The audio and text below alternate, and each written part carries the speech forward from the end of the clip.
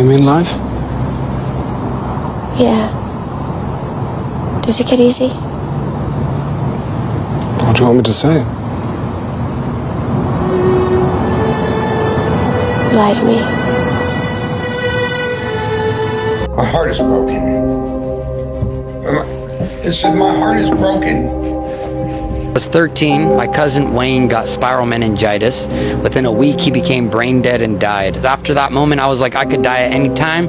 And so I just wanted to take any moment on and try everything, which ultimately ended up me becoming a drug addict. I started selling drugs, I got kicked out of my home. I had an LSD trip where I actually watched my own funeral and over troubled water, I will lay me down like a bridge over troubled water. The greatest song and the most touching, meaningful.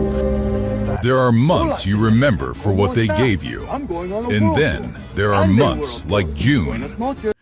June of 2026 did not arrive gently. It came like a tide that refused to stop.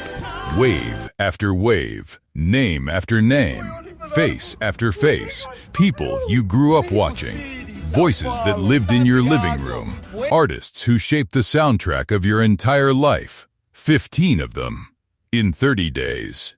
Some were legends in their 80s and 90s, lives fully lived, candles finally extinguished. Others were shockingly, heartbreakingly young, cut down before the world was ready to say goodbye. And some were the kind of people you did not realize you loved until they were gone. This is for all of them. This is for June. If this kind of tribute means something to you, please subscribe and hit the bell. We cover the lives that deserve more than a headline. It started before June even began. But the world found out on the 1st of the month, and June would carry the weight of it.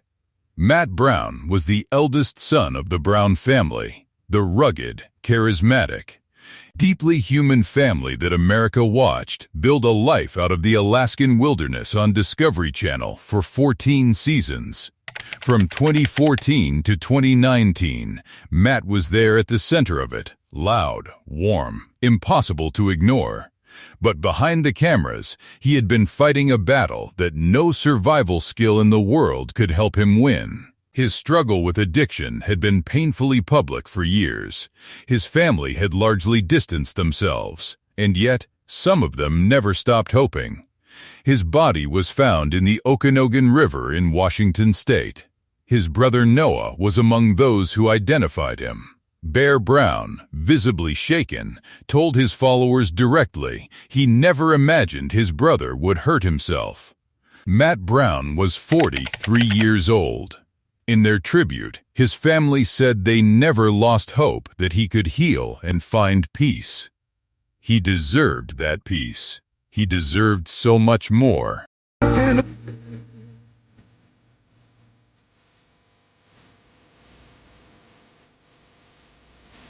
If you have ever sat in a darkened cinema and felt something shift in your chest when a love song began, there is a good chance Peabo Bryson put it there. No one to tell us no or where to go. His voice was the kind that seemed to reach right through you. Warm, operatic, impossibly smooth. He won 2 Grammy Awards for Disney duets that became generational touchstones. Beauty and the Beast alongside Celine Dion. A Whole New World with Regina Belle from Aladdin. These were not just songs, they were moments. They were first dances at weddings. They were lullabies. They were memories attached to people you will never stop loving. Peabo Bryson suffered a stroke in his final days. He passed on the 2nd of June.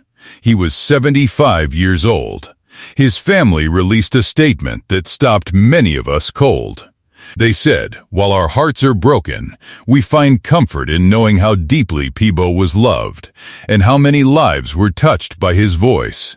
There is no better way to say goodbye to a man who spent his entire life making people feel things." All the information you need. Thank you. You mean life? Yeah. Does it get easy? do you want me to say? Lie to me.